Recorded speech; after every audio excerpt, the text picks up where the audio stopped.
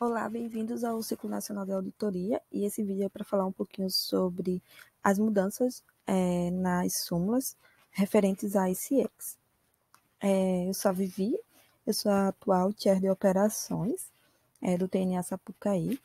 Um pouquinho sobre mim, eu sou formada em Direito e também sou estudante de Administração. Eu entrei na ESEC em 2014 e o meu último cargo a nível local foi como LCP da ESEC em Maceió. E aí, vamos a essas mudanças.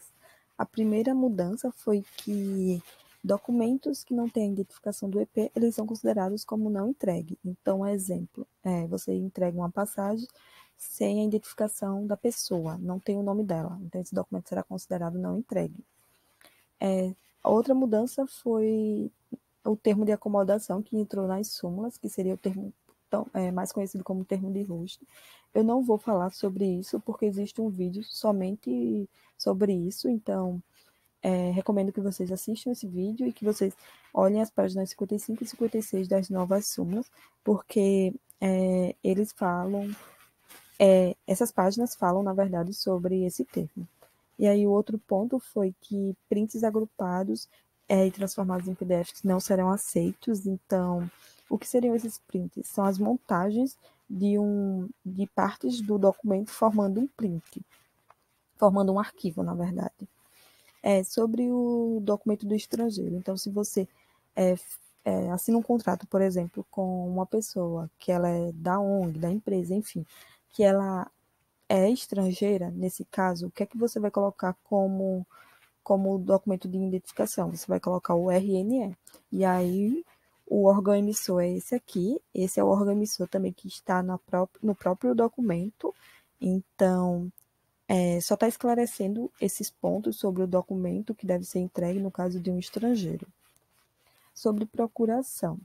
A procuração, quando for entregue, ela dispensa o comprovante de identificação quando a procuração contém o nome completo da pessoa, o CPF e o RG com o órgão emissor. Nesses casos que contenham isso, é dispensado o comprovante. Porém, se não contiver qualquer uma dessas informações, por exemplo, falta o órgão emissor do RG, então é obrigatória a comprovação por meio do documento de identificação. E essa procuração ela deve estar reconhecida em cartório. Só são aceitas procurações que estejam reconhecidas em cartório. Sobre assinatura de testemunhas. A falta dessas assinaturas, elas configuram um contrato, o documento como incorreto.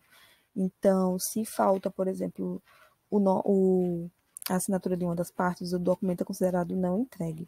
Porém, no caso de testemunhas, é considerado como incorreto. Então, ao invés de INE, seria DI, nesse caso. Então, está esclarecendo esse ponto. Sobre o seguro-saúde, no caso do SUS, não é aceito o SUS como um documento como seguro-saúde. E em casos de documentos que contenham mais de 5 páginas, a entidade precisa apresentar anexado a isso um outro documento que ele é bem simples, mas ele especifica onde estão as principais exigências do seguro-saúde. E aí esse modelo desse documento ele está lá nas súmulas.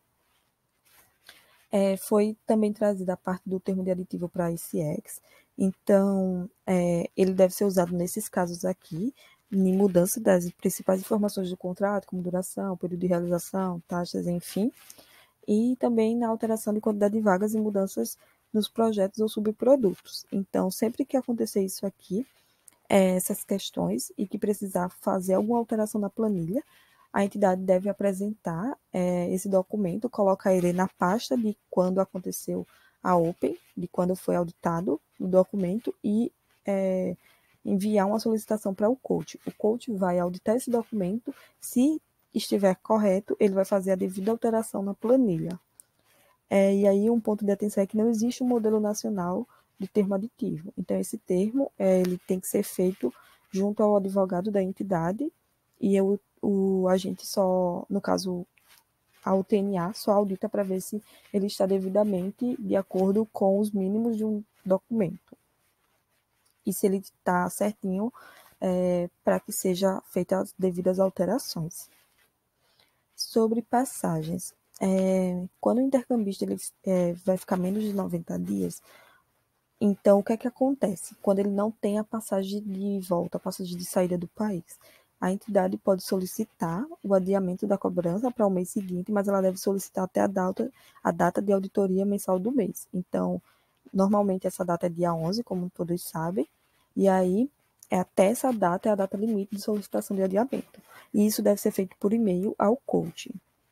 Sobre prova de realização. Sobre o que seria essa prova de realização.